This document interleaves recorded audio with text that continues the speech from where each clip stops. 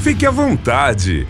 O podcast de quem está lado a lado com o trabalhador vai começar. Um espaço para mostrar as lutas e conquistas de um dos sindicatos mais atuantes e com maior relevância do interior do Brasil.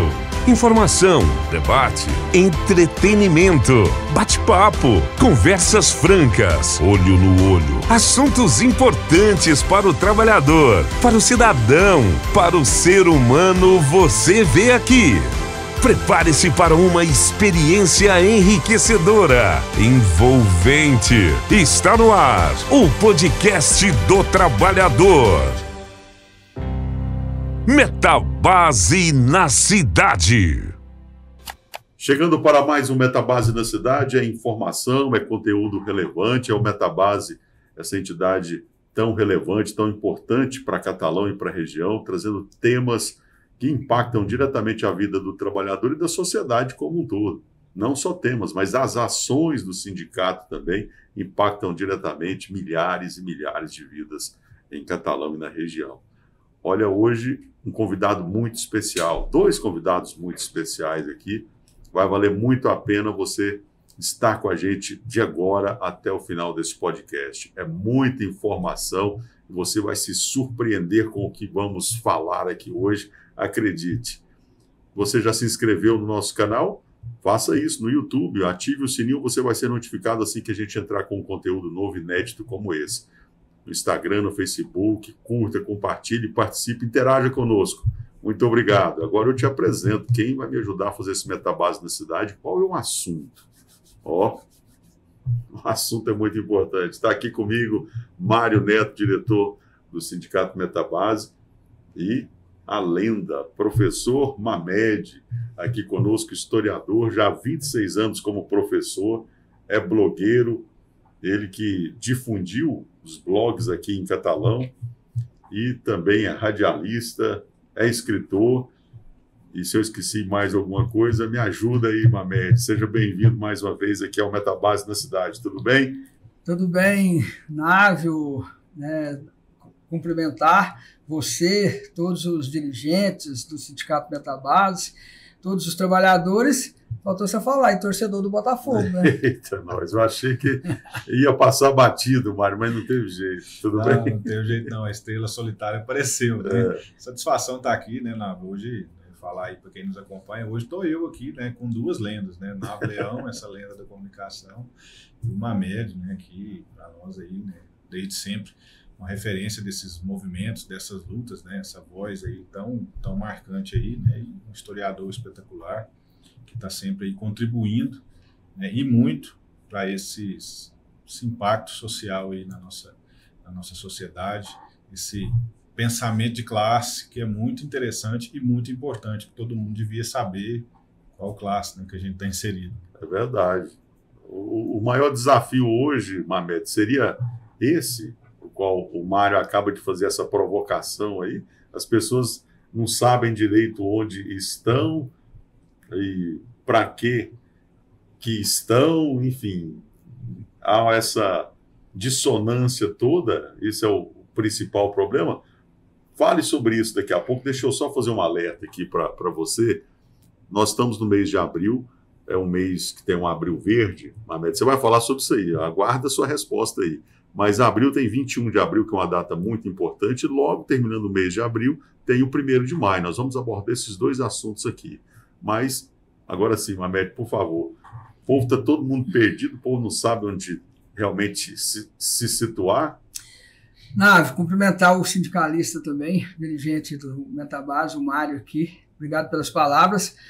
É um grande problema, e ele já coloca o dedo da ferida, né? Esse, hoje, é fatal. E o cidadão, a pessoa que nega a sua origem de classe, é um dos maiores erros, né? É grave. A pessoa que não entende de onde ela veio e dificilmente para onde que ela pensa que irá, mas vai acabar não indo, mas ela tem uma mentalidade diferente e acaba negando as suas origens.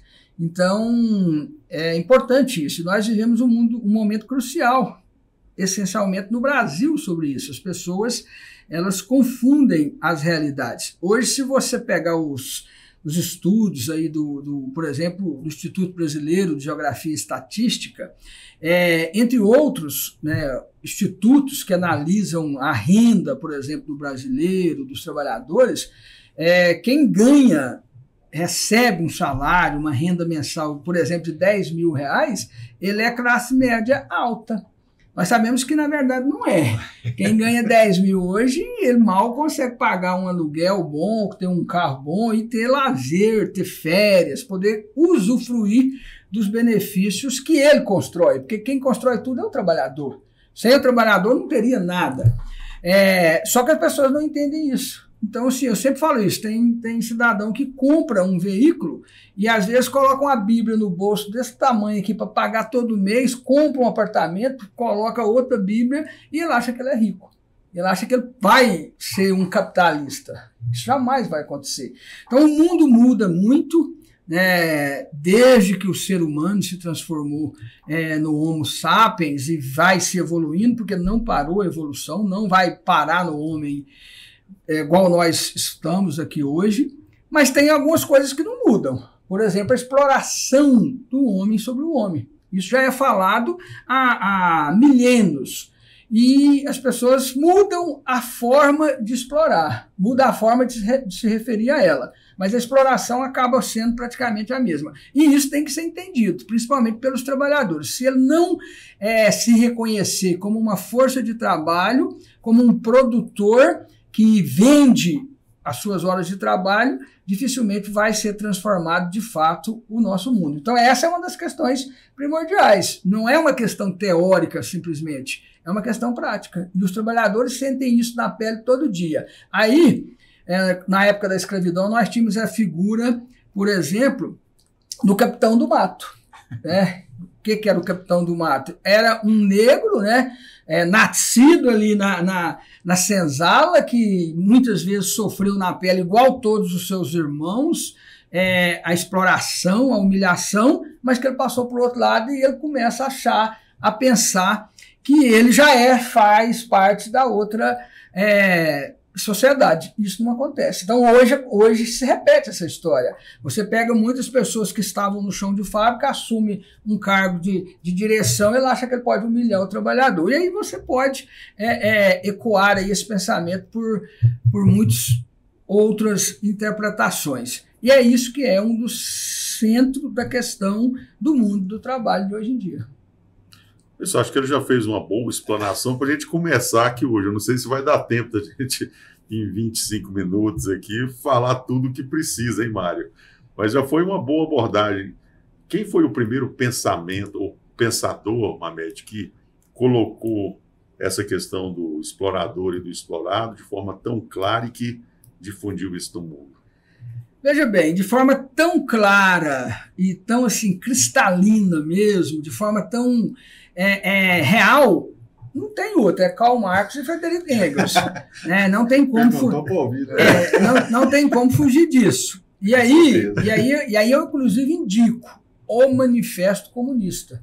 O Manifesto Comunista é um livro bem menor que esta agenda, é um livro que qualquer criança hoje de 6ª série consegue ler e o principal, entender. Então, o Manifesto Comunista, ele é um marco justamente por causa disso, porque ali ficou claro, sintetizado, não as ideias econômicas do Marx, aí você vai ter que ir lá para o Capital, aí já é uma leitura mais complicada.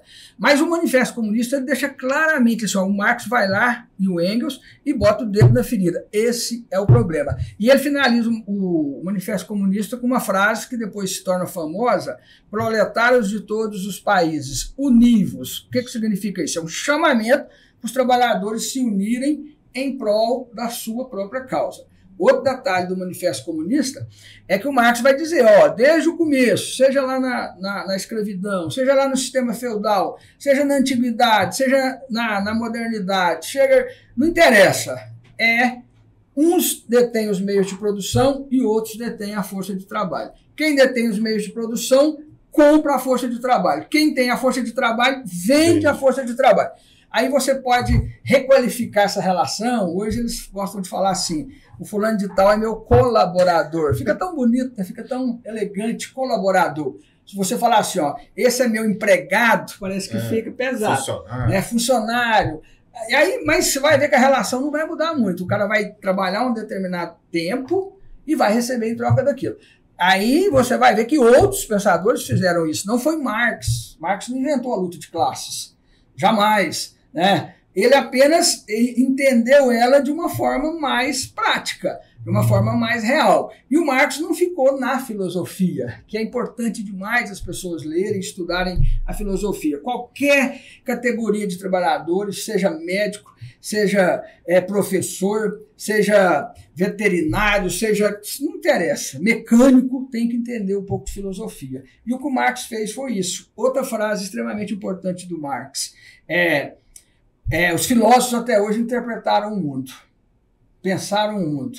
O que interessa é transformá-lo. Aí está a grande diferença do Marx para os demais, que ele transformou uma leitura da sociedade em um ato revolucionário, que é a tomada do poder político pelos trabalhadores. Isso só se dará pela consciência de classe, que volta naquela primeira pergunta que você fez. Então, assim, você vai encontrar muita gente que pensou.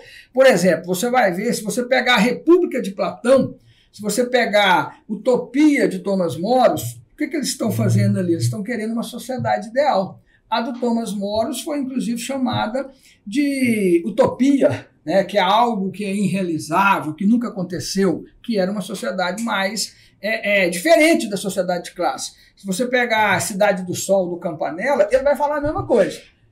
Diferente do um pelo outro, mas a ideia é uma sociedade ideal. É isso que o Marx vai diferenciar de todo mundo. Ele vai dizer, não existe uma sociedade idealizada que vai dar certo. Ela tem que ser transformada e feita pelos próprios trabalhadores. Aí está o ponto central. Quando o Mamed falou de manifesto comunista, deve ter gente que arrepiou em casa agora. Eu ia falar isso aqui, viu, Mamed? Eu ia colocar isso aqui agora. Você falando com tanta convicção, e eu ia te perguntar, eu vou mais além. Os caras de direita devem ler o Manifesto Comunista? Devem ler, e muito. Só que não basta ler, tem que compreender. Até para eles ser contra. O que é o grande problema? Eles não correm o risco de se subverterem? Sempre o risco. Não, mas o risco sempre vai haver, mas é poucos isso. Isso aí é igual Paulo Freire. Mamed, deixa eu tenho que ir no embalo. Qual cara de direita que leu, entendeu e fez um bom debate com os caras de esquerda? Tem muito, tem. Delfim Neto. Delfim Neto é um cara de direita. Delfim Neto era um cara preconceituoso em cima dos trabalhadores. E o Delfim Neto entendia isso. Um grande economista que esse país teve e perdeu. Não da perspectiva dos trabalhadores, mas esses caras são bons, a direita tem muita gente boa. Então, assim, é importante isso. Hoje o problema do pobre de direita, o problema não é a direita. Eu era pequeno, não gostava do Delfim Neto. Eu era menino, lá em Pameri. Eu achava assim, visualmente, eu não entendia nada disso, nem sabia de o Delfim Neto é aquele cara feio, gordo, reconchudo, aquele sentava assim, ele já era por natureza. Mas eu preciso concluir que é o quê? E aí depois, assim, eu fico vendo, eu já vi o presidente Lula falar que gostava dele, eu já vi outras pessoas falar. Mas, assim, na prática, um cara que, por mais que ele seja inteligente, mas ele trabalha contra o que você pensa, no fundo, será que esse cara é tão bom mesmo, Mamed? Mas eu digo assim, é bom porque ele compreende a realidade, só que ele defende a classe dele. Então, assim... Eu assim, interrompendo mais uma vez, eu até justifico o cara inteligente que está na inteligência dele, na forma dele dialogar, na forma dele debater. Aí, sim, eu acho que nesse caso, assim, o gosto de alguns caras da esquerda tem pelo Delfim por causa disso, porque no fundo ele era um cara inteligente, sabia dialogar e era um cara bom de debate, vamos colocar assim. Mas deixa eu só, então, finalizar. Isso. Você pega o Paulo Freire é o pensador brasileiro mais citado e lido no mundo inteiro. Né? Paulo Freire. E tem o Paulo Coelho. Paulo Coelho, na atualidade, é o Paulo Coelho, que é outra leitura. Agora, o Paulo Freire é o cara mais lido, estudado.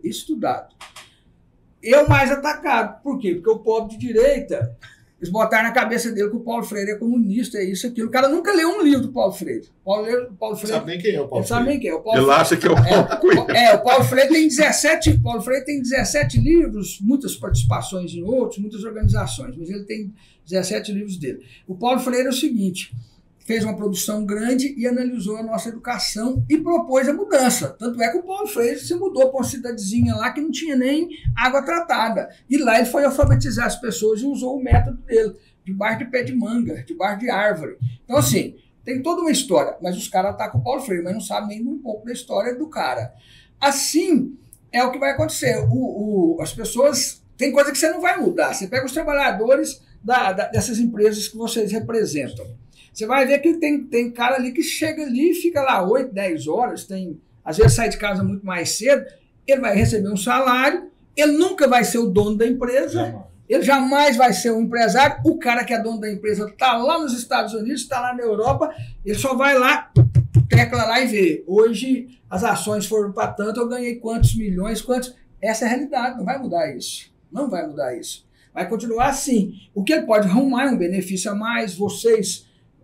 o sindicato, a união consegue garantir os direitos, mas se não unir, perde inclusive os direitos que já tem, como nós perdemos agora, recentemente, nos direitos trabalhistas, ou seja, a relação dessa exploração, Nave, e aí isso acontece desde que o mundo é mundo.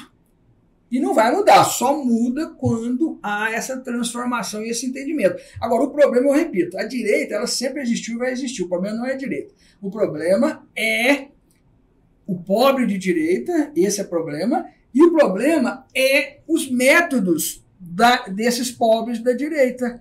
Porque, assim, no regime democrático vai existir a direita. Você não vai acabar com a direita no regime democrático. Vai ter esquerda, vai ter direita, vai ter centro. Então, isto você tem que saber conviver e deixar o povo escolher quem que quer que governe. Agora, se deixar por conta da direita e desses pobres de direita, aí não tem democracia, aí você tem ditadura, aí você não tem esse contraditório. Então o contraditório é importante, o debate é importante, desde que seja como você falou. A diferença do Delfim Neto e de mais alguns outros é isso, é que eles entendem o processo e eles sabem. Você pegar o Paulo Maluf,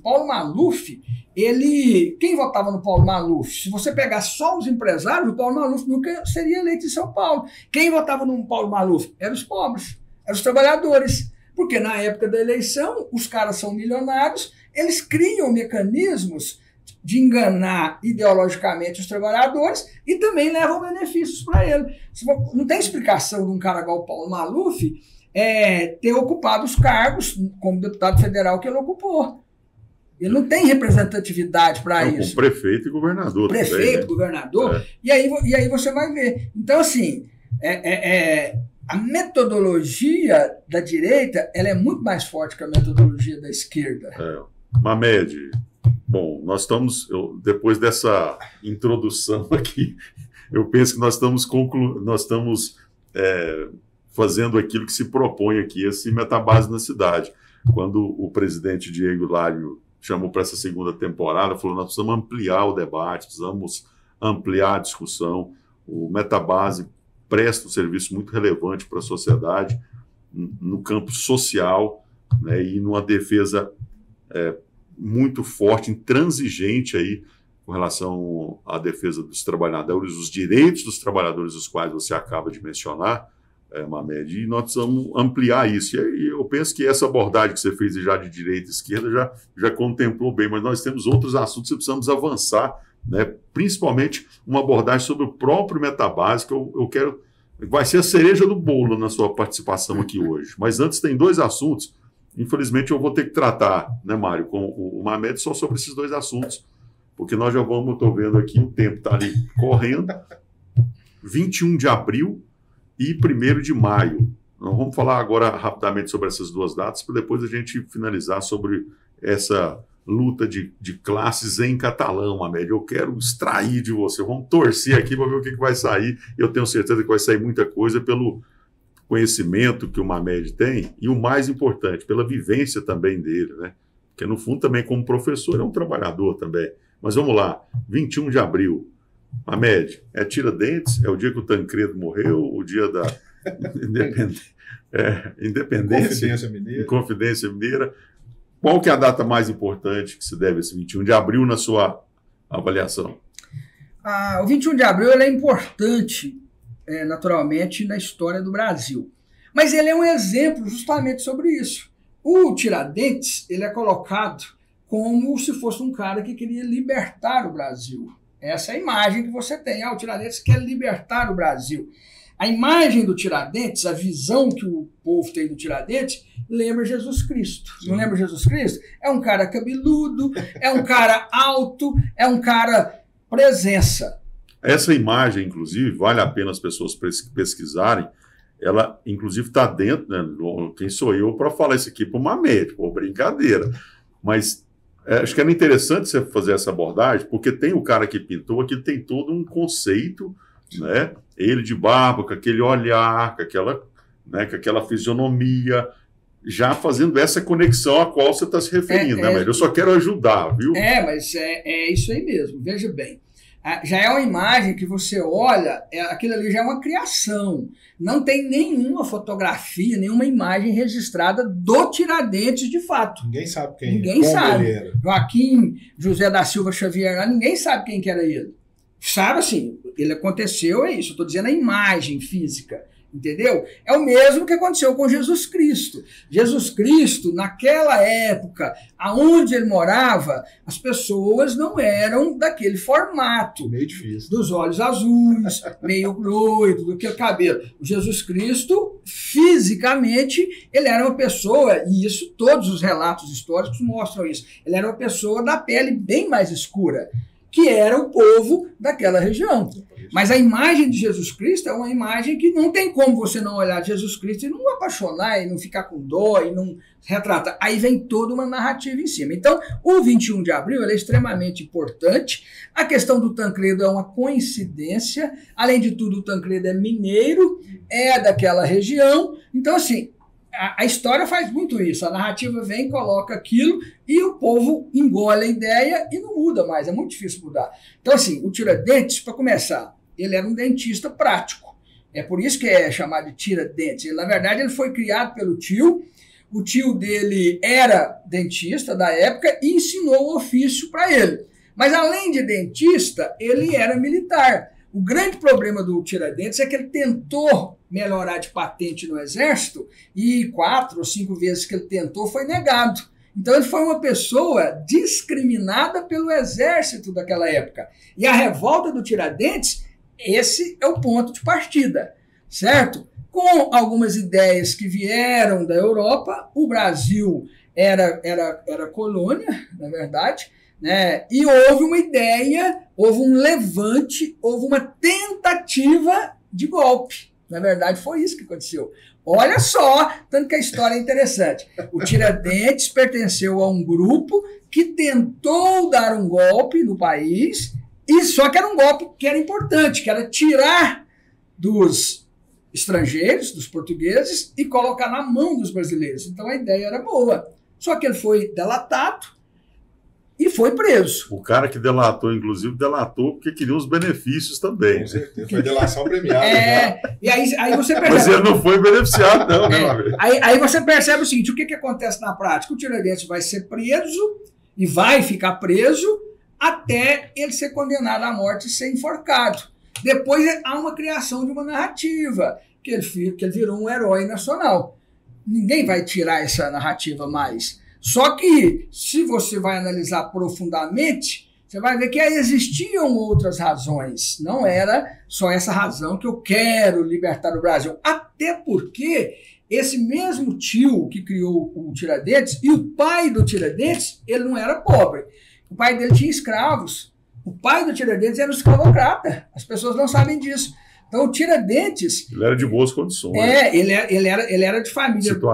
De situação alta daquela época. Ele não era pobre de direito. Ele não era pobre de direito. Não era pobre de direito, o Tiradentes. O Tiradentes morava num sobrado. O Tiradentes teve todas as condições. Então, assim, a ideia deles é importante, a figura que se criou é importante, mas é por isso que a história ela tem que ser estudada. Por isso que a gente fala para as pessoas. Hoje o cara, se eu pegar aqui ó, e clicar aqui Tiradentes, tem gente que faz isso em 1 minuto, ele quer discutir com a gente e quer te ensinar. Você fala assim, não, calma, vai mais profundo um pouquinho. Porque hoje o que você tem é os doutores do WhatsApp, que é o problema dos pobres de direita. São doutores do WhatsApp, eles sabem tudo daqui. Mas a hora que vai aprofundar, eles não sabem. Então, o caso de Tiradentes é o seguinte, é importante para o Brasil, é um mártir, foi uma luta importante, mas existem coisas a mais do que isso. O problema central que o Tiradentes foi criando é porque foi negado algumas promoções para ele. E ele já existia um sentimento, ele era um militar e ele começou a fazer essas movimentações. O que mostra também é o seguinte, no Brasil, não é raro os militares tentarem dar golpe. A história do Brasil é a história dos militares tentarem dar golpe. E outra coisa, por que o Tiradentes foi punido dessa forma? Por que ele foi enforcado? Foi um castigo pedagógico. Não foi só enforcado, hein? Ele foi decapitado e foi as partes dele foram espalhadas durante... Espalharam parte do corpo dele no caminho. Existia um caminho que ligava Minas Gerais ao Rio de Janeiro, que era um caminho por onde ecoava a riqueza. Por que eles fizeram isso? Aí que é o castigo pedagógico. Para mostrar o seguinte, se qualquer um fizer de novo ou tentar de novo, vai acontecer o mesmo. Você vai ser enforcado, você vai ser decapitado, vai ser cortado parte do seu corpo e vai ser distribuído. É isso. E a história mostra o seguinte... Quem tenta dar golpe, se você não punir com severidade, a pessoa volta. Inclusive na esquerda. O Fidel Castro foi preso. O Fidel Castro tentou tomar o poder lá em Cuba. Ele foi preso há algum tempo, anistiaram o Fidel Castro e ele voltou e fez a revolução. O mesmo aconteceu com outros revolucionários. Então não é uma coisa de esquerda nem de direita. E foi, Mamed, para ficar claro, e foi o Exército que não deixou ter o golpe no Brasil agora em 23? O Exército não, sim, o Exército e algumas outras forças que não quiseram participar. Se aqueles generais, aqueles brigadeiros topassem, você pode ter certeza que nós não estávamos aqui nesse sindicato nesse momento. Nós não estamos aqui discutindo isso. Certo? Então, assim, E por que eles não toparam? O Exército, olhando por essa perspectiva, então, não evoluiu? Existem vários porquês. Primeiro...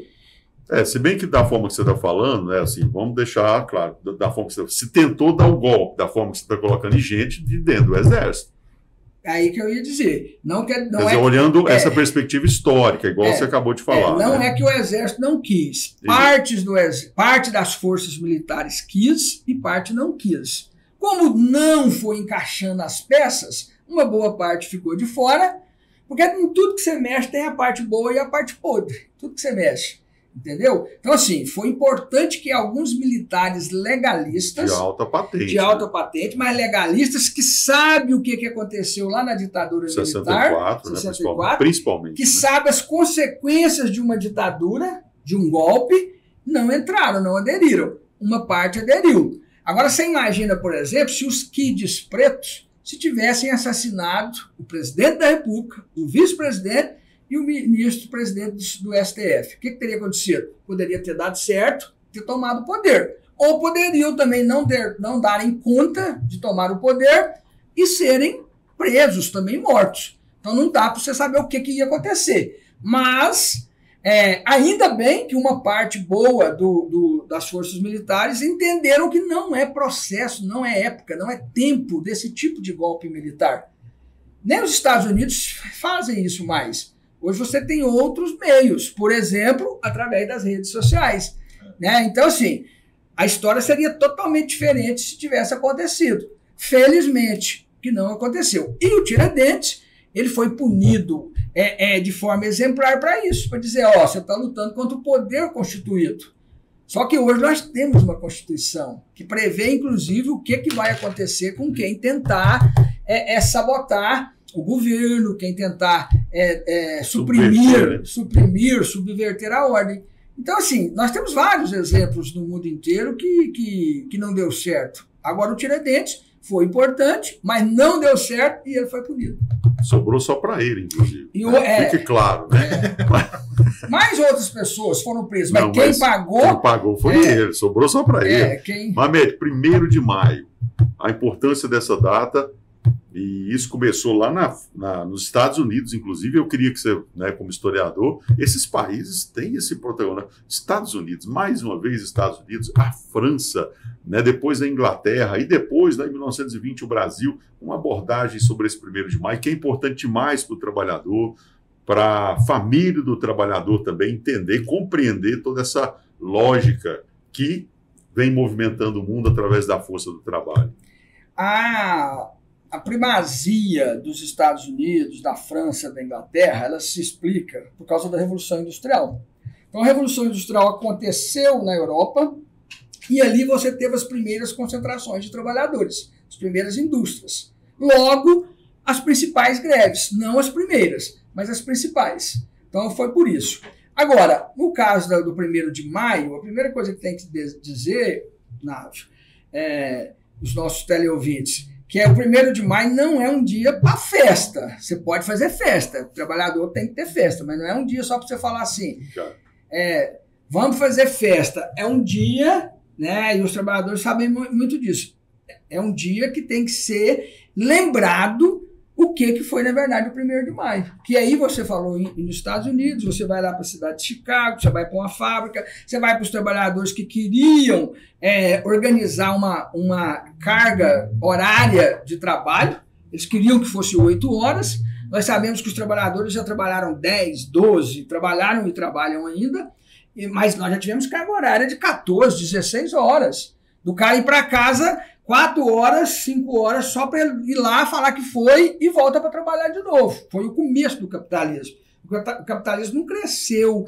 com flores apenas. Quantas pessoas morreram, quantos trabalhadores morreram nas fábricas, perderam dedo, braço, corpo, foram decapitados. Isso aí é a história do capitalismo. Tem muito sangue, tem muito suor. Então, primeiro, dia do trabalhador, não é dia do trabalho. Por quê? Porque foi criada essa data numa luta dos trabalhadores para lembrar essa luta dos trabalhadores que culminou lá em Chicago, numa fábrica, onde os trabalhadores, querendo reduzir a jornada de trabalho, eles foram presos, eles foram mortos, eles apanharam da polícia e eles perderam, inclusive, o emprego, porque eles estavam querendo reduzir a sua jornada de trabalho. Hoje existe uma discussão aí para baixar a jornada de trabalho. Se você for nesse primeiro momento que nós estamos falando no final do século XIX e no começo do século XX. Então foi a luta daqueles trabalhadores que hoje possibilita que a gente queira uma escala aí, acabar com a escala 6x1. Então é por isso. Então por isso que quando eu digo que não é um dia de festa, claro que você pode festejar e deve festejar, mas sobre a ótica que foi um dia que marca, sobretudo, a luta dos trabalhadores. Estamos falando de uma reflexão. É preciso ter essa data, acima de tudo, para refletir sobre a importância dela e o que ela representou ao longo representa, né, ao longo da história, né, Mário? É isso aí, né? E muito importante a presença do Mamed aqui. Eu queria fazer, né, outra provocação nesse sentido, né? Mário hoje está provocador. O Mamed trouxe essa questão do Tiradentes, do golpe, e agora a gente falando sobre o dia do trabalhador, né? Não é dia do trabalho. E aí o Navo falou, Mamed, sobre os Estados Unidos, sobre a França, e nós tínhamos um protagonismo muito forte aqui historicamente, tanto de movimento de esquerda, movimento sindical, no Brasil. Era muito forte. Mas aí, quando você vê quando a chegada do golpe militar de 64, o retrocesso que é. Né? Então, tanto que a ditadura fez mal, e às vezes hoje a gente tem muito trabalhador com faixa aí pedindo AI-5, pedindo volta da ditadura, não sei o quê, e ele não sabe historicamente, por não entender de história, o tanto que aquele golpe de 64 nos fez retroceder em direitos do trabalhador. Mamed, você pode dar réplica aí para o Mário, mas eu acho que seria interessante talvez retroagir ainda mais, Mamed, porque a gente precisa ir lá. Quando você fala no início do século XX, nós estamos falando de 1920, quando aconteceu isso nos Estados Unidos, essa coisa toda, França principalmente, depois a Inglaterra, mas nós temos Vargas aqui em 1930. E o Vargas também era uma ditadura. E o que aconteceu? Então, assim, Acho que é importante até você contextualizar isso também, porque isso que o Mário aborda é importante, mas tem esse viés também de antes ainda que... eu lembro de ter visto o Partido Comunista muito forte ali quando Prestes, aquela coisa toda, e depois caçou-se todo mundo, e essa Revolução Industrial também teve os seus reflexos no Brasil com a própria industrialização, onde é que entra o próprio Vargas, né, Mamed? E o movimento dos trabalhadores, precisa ser lembrado, que, na verdade, o Brasil ele começa com uma força muito forte dos anarquistas, que vieram justamente da Europa. Então foram os trabalhadores anarquistas que levaram esse debate de direito dos trabalhadores nas fábricas. Logo, logo, dos anarquistas você tem os socialistas e depois você tem, já em 1922, a criação do Partido Comunista do Brasil, que na época era PCB, mas o nome chamava PCdoB. Há uma confusão aí, depois eles vão rachar lá na frente. O que acontece? Segunda década do século XX, você tem um movimento operário fortíssimo, fortíssimo. O Vargas, no primeiro momento, nos primeiros governos do Getúlio Vargas, ele é totalmente de direita. Ele é um cara que ele dá um golpe e depois ele dá um golpe dentro do governo dele mesmo. Ele implanta uma ditadura no Estado Novo. A primeira coisa que o Vargas fez no Estado Novo foi justamente isso, caçar os políticos e aquelas pessoas que defendiam e perseguiam sindicalistas e por aí vai. Depois, já na década de 40, aí, sob o peso do Estado, a direção do Estado, é que se criam muitas leis trabalhistas, inclusive as leis que vão beneficiar os trabalhadores, que aí vem 13º, vem férias, CLT. vem CLT, vem o salário mínimo e por aí vai. Então, assim, quando se fala em Vargas, tem que tomar muito cuidado, porque existem vários Vargas, né? O Vargas, inclusive, é colocado por muitos como o pai dos trabalhadores, só que o Vargas ele fez atos que até hoje você fala assim, é extrema direita absoluta.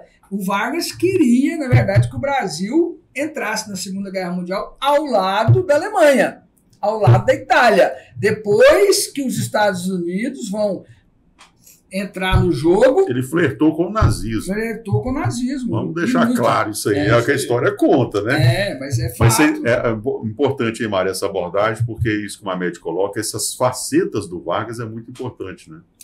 Aí sim, agora sobre 64, Mamed. E aí ele tocou nesse assunto de 64, você vai ver o seguinte... Você não tinha sindicato com essa liberdade que vocês têm, que os movimentos têm, na ditadura. A primeira coisa que a ditadura vai fazer é isso mesmo, é tirar a liberdade dos movimentos, de todo mundo que não reze na cartilha deles. Então, assim, o golpe militar foi um grande retrocesso do ponto de vista dos direitos individuais no Brasil. Isso é inegável. Isso é inegável. Tanto é que o golpe militar, qual que era o argumento, quando eu falei no manifesto do Partido Comunista, qual foi o argumento principal para dar o golpe no Brasil? Que o Brasil ia virar comunista. Livrar o Brasil dos comunistas. Livrar o Brasil dos comunistas. Que o João Goulart tinha ido para a China, estava lá, ele tinha relações com países socialistas e ele era um trabalhista, mas ele era tido como um comunista. Então nós vamos livrar. Se você pegar o Getúlio Vargas, por exemplo, quando ele deu o golpe, criou-se a intentona comunista. O plano Cohen, por exemplo, é um plano que foi montado dentro do próprio exército para jogar a culpa nos comunistas, como se eles fossem dar o golpe, e para evitar que eles dessem o golpe, nós vamos dar o golpe mesmo, nós mesmos e nós endurece e nós implanta a ditadura. Foi isso que o Vargas fez. Então, assim... Os caras é forte, né? Os caras... Não... Mas por quê? Porque eles perceberam que havia um crescimento popular das ideias socialistas, comunistas. Por exemplo, o Jorge Amado foi deputado federal comunista. Né? E o Marighella e outros mais. Então, assim, em 1946, o Brasil... Prestes também. Né? O Prestes, o Brasil, João Amazonas, o Brasil elegeu 6, 7, 8 deputados comunistas naquela época. E foi deputado que marcaram a presença. O que significa isso? Eles viram que poderia haver uma reviravolta no Brasil, Porque você, logo você vai ter a Revolução Chinesa, em 49, você vai ter a Guerra do Vietnã, depois você vai ter a Revolução Cubana. No Brasil, o que eles fizeram? Vamos fechar a porta logo, vamos prender esse povo logo, vamos torturar e vamos tirar esse povo do perigo deles assumirem o poder. É isso, a história está aí para ser contada, para ser analisada, e cabe a você que tem interesse em pesquisar, em se entender, porque ao estudar a história, né, Mamed, no fundo, a gente acaba se conhecendo mais, né, porque estudo é a nossa história, a nossa realidade. Agora, você tem que ter coragem para assimilar, buscar essa assimilação. O que anda me descrentando muito é isso, mas o povo anda preguiçoso demais. O cara quer WhatsApp, é texto de 70 caracteres, entendeu? E ainda acha grande ainda. Você dá um livro para o cara de 200 páginas, ele já olha e fala, ixi, não, mas enfim. Mamed, eis agora o X da questão. Vamos trazer isso agora, é o que eu mais gosto, é trazer para a nossa realidade. Catalão, como é que Catalão e o movimento sindical, você inclusive está preparando, não sei se a gente pode falar aí, né? Enfim, das novidades, mas enfim, sobre esse papel, esse protagonismo do movimento sindical em Catalão, e especialmente do Sindicato Metabase. Esse sindicato que tem seu papel ao longo da história e de 12 anos para cá, inclusive, está no mapa do Brasil, através desse trabalho que começou ali com o Arnaldo, o presidente Diego, né, desenvolvendo uma forma, uma dinâmica de fazer essa relação sindical junto com o trabalhador, essa valorização, né, tendo esse protagonismo aí, sendo referência a nível de Brasil. Você, como historiador também, como você enxerga o papel desse sindicato e o movimento como um todo em Catalão? Pode ser falado, se não puder, eu que estou falando. Nós estamos terminando, praticamente finalizado, um livro que tenta contar a história do Metabase. A história de Catalão, ela se mistura com a história do Metabase, sem falsa modéstia. Por quê? Porque é um sindicato forte, um sindicato representativo e um sindicato que tem marcado posição ao longo do tempo. A gente sabe disso. E aí o seguinte, é importante as pessoas conhecerem isso. Né? As pessoas talvez olhem um prédio hoje, o sindicato hoje tem um prédio num local centralizado e tem uma grande obra. Tem um salão que você pode fazer reunião, tem várias salas de reunião, tem uma estrutura totalmente física, totalmente boa. Mas isso não foi por acaso. Então, assim, vários presidentes que passaram por aqui, cada um construiu a sua história, cada um construiu um pedaço. E o mais importante é que o sindicato ele tem que ter a ligação com o trabalhador. Se não tivesse, não estava aonde está hoje. Isso que é importante. E essa gestão ela tem marcado nesse papel importante da comunicação, de mostrar, na verdade, o que é o sindicato, o que são os trabalhadores. Então, isso é extremamente importante. Mas o que eu queria ressaltar, Návio, nesse pedaço? Primeiro, 25 minutos para falar disso tudo, mas é muita coisa, né? Para falar de 1º de maio, para falar de Tiradentes e fechar com o sindicato não é pouca coisa. Mas é isso, é assim que constrói a história. A história você constrói ela com pedaços. E aí você vai tecendo aquilo que vai se tornando grande. Então, assim, na minha opinião, e no livro eu tento fazer isso, eu digo que tento, porque a gente... Eu li o livro já agora de novo, corrigindo. Eu particularmente gostei muito do livro. Mas a gente, quando faz, se não gostar, você fala, não vou nem publicar.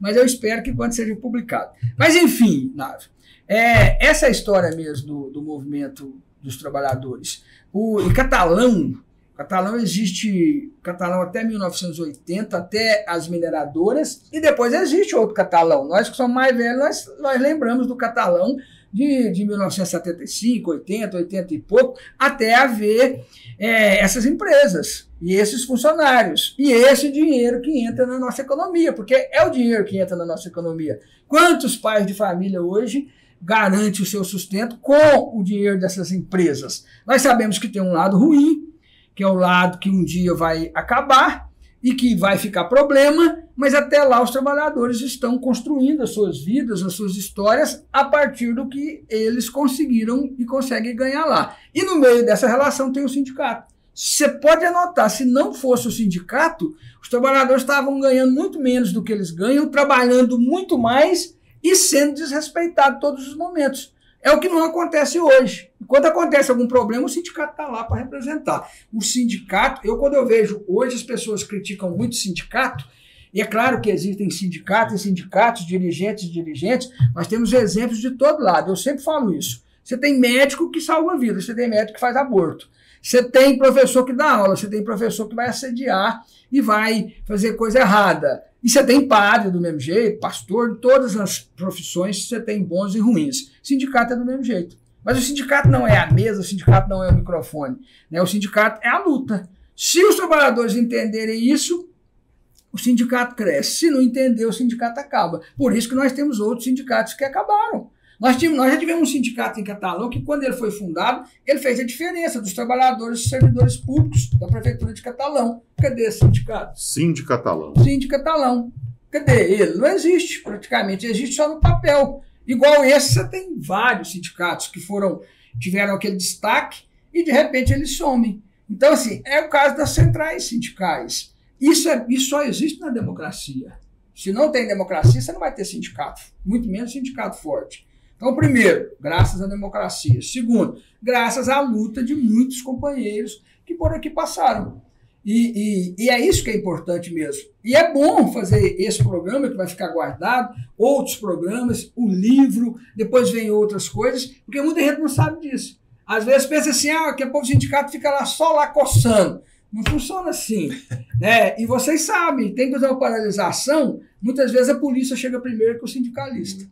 E se não chegar lá e se bobear, ainda toma cacetada. Até hoje acontece isso. Entendeu? Não precisa achar que está longe. Não, não precisa achar que está longe. Que hora que o capital é ameaçado, mesmo que seja uma beirinha dele, a polícia vai estar lá, o juiz vai estar lá para dar uma sentença para vocês resolver isso em 1 hora, em 12 horas rapidamente, mas na hora que a empresa explora, o juiz não dá a sentença, na hora que o trabalhador morre lá por falta de segurança, o juiz não dá a sentença. Então tudo isso é parte do Estado para garantir essa relação. O sindicato está aí para mostrar essa realidade. É isso, Mário. É isso aí, né, na Mamed, a importância da organização, né? Acho que o Mamed resume muito bem isso para nós, né? Eu fico aqui, às vezes eu converso com alguns trabalhadores e eu gostaria de deixar essa pergunta no ar para qualquer trabalhador que nos assiste, mesmo que não é representado por nós. Tente você sozinho ir lá e tentar negociar com seu patrão alguma coisa. Você vê o que vai sair, né? Então, se o trabalhador não entender que a força de trabalho dele só vai ser bem vendida quando ele se organizar, quando ele estiver unido, quando ele estiver mobilizado, e é isso que o capital quer. É isso que o capital quer, é isso que o capital tem feito ao longo do tempo.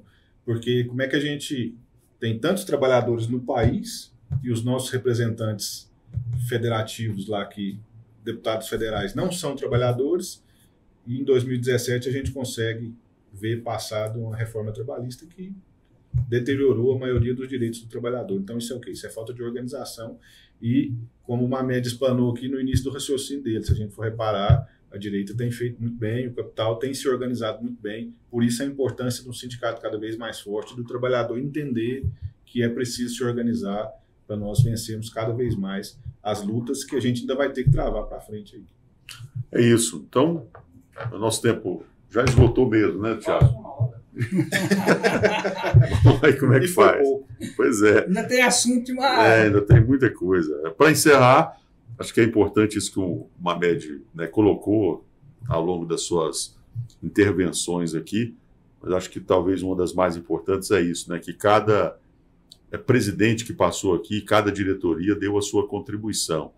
E aí, essa que eu estou acompanhando mais de perto, que vem nesses últimos 12 anos, tem tido uma participação muito forte, muito atuante e tem sido intransigente no que se refere a defender o trabalhador. Essa questão de manter os direitos e ampliar, né, aquilo que realmente é de direito do trabalhador tem sido uma marca desse trabalho que o presidente Diego vem fazendo, e todos os membros da diretoria, assim, muito claro isso. Isso, sim, facilita para que a sociedade possa entender e compreender que, por mais que seja um recorte isso na história, ele está fazendo o seu papel e buscando fazer isso de uma forma bem feita, porque tem um valor isso, né, Mamed? E a história, ela se confunde também com isso no fundo, né? E é importante, e isso tem que ficar marcado, registrado né? Nessa diretoria do Sindicato Metabase. Você percebe que há uma ligação mais com o trabalhador e mais com a sociedade. Porque o trabalhador está na sociedade e a sociedade vai estar no trabalhador. Então, isso resume tudo. E é isso que tem que ser feito. Eu acho que eles, né, essa diretoria, tem entendido que esse é o papel dela e tem que ampliar. Hoje você tem redes sociais, a direita usa as redes sociais e sabe usar. Até porque eles sabem mentir, dão conta disso, a gente não tem coragem de fazer isso. É um problema. Mas, assim, nós temos que aprender a mexer isso, nós temos que falar com o povo. Esse exemplo do Congresso Nacional. Quantos trabalhadores você tem lá? Quantos professores você tem lá? Nós somos a maioria, mas... Sem representatividade. Sem representatividade você não vai longe. Se o trabalhador perder o sindicato, ele está ferrado. É só você lembrar, livre negociação. Como é que você vai ter livre negociação? Você vai chegar no patrão e falar, eu preciso de um aumento, ele vai falar, não posso dar. Não tá bom? Sai. Tem um exército de reserva lá fora para ser contratado e ele contrata um até mais barato. Então... É isso. Bom, eu vou fechar com mais uma provocação. Não resisto. Na hora que você estava falando do Paulo Freire, me veio uma frase e eu só estava com ela assim, mas não estava bem formulada. Fui buscar aqui na internet. Você falou de verdade. Essa frase é verdadeira. Está constando aqui que ela é de 2019, foi colocada num cartaz, numas manifestações em 2019. A frase é a seguinte: Paulo Freire não estudou em Harvard. Harvard é quem estuda Paulo Coelho. Paulo Freire. Eu inclusive... Peraí, de novo, me ajuda aí, Thiago. Aqui. Mamed, para encerrar, mais uma provocação. Não tem jeito, Mário, como é que faz? Você falou aí de verdade, eu preciso que você fale se isso aqui realmente é verdade ou não. Aqui está constando, estou buscando aqui, né, o auxílio aqui. Em 2019 teve algumas manifestações contra os cortes na educação no Brasil e surgiu um cartaz que dizia o seguinte: Paulo Freire não estudou em Harvard. Harvard é quem estuda Paulo Freire. Isso é verdade? Totalmente verdadeiro. Inclusive, no livro Educação e Pandemia, eu parto desse pressuposto. Eu falo isso lá, que o Paulo Freire ele é o mais estudado brasileiro, mais citado, quando se fala em universidades. E ele é referência mundial, Paulo Freire.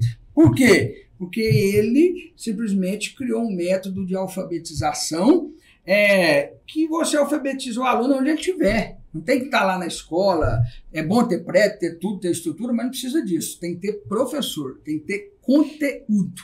E é isso que acontece, é fato. E é conteúdo. É conteúdo que você tem aqui acompanhando a Metabase na cidade. Eu fiz essa provocação exatamente porque eu acredito muito na educação. Na educação em todos os lugares, em tudo. E a educação é que realmente transforma, inclusive o ambiente de trabalho, a vida do trabalhador e da sociedade como um todo. Então, terminamos bem, né, Mário? Um abraço, até a próxima. Um abraço, né? Muito grato aqui por esse tempo aqui. Esperamos ter vários outros momentos com o professor Mamed aqui, porque uma hora é muito pouco para a gente falar tudo que tem que falar. Era 25 minutos, você ganhou mais 45 minutos, Mamed. Um abraço, obrigado, até uma próxima. Eu que agradeço, sempre à disposição. Podendo, estarei aqui. Um abraço. Valeu. Assim, então, a gente encerra mais essa edição do podcast Metabase na Cidade. Metabase que tem o seu papel, tem o seu protagonismo em Catalão, na região, e ele não se restringe apenas à relação entre o trabalhador e o associado, entre o trabalhador e a empresa. Está muito mais amplo isso no que o sindicato vem conquistando ao longo do tempo. E para você saber disso, basta você se ligar nas redes sociais aqui do Metabase e conversar também com os diretores, enfim, conhecer essa história. Em breve devemos ter esse livro também, que vai ser mais uma ferramenta disponível para que você possa entender, compreender a história do Metabase, que no fundo é também a história de Catalão. Por hoje é só. Um grande abraço a todos. Não esqueça de compartilhar curtir, comentar e também se inscrever no nosso canal no YouTube, Metabase, Sindicato Metabase nas redes sociais, no YouTube. Você vai ser notificado assim que a gente tiver um conteúdo novo e inédito como esse que você viu aqui hoje. Grande abraço, valeu. Até o próximo Metabase na Cidade. Valeu. Em breve tem mais Metabase na Cidade, o podcast do trabalhador. Não perca nenhum episódio. Ative o sininho, siga nosso canal, curta e compartilhe.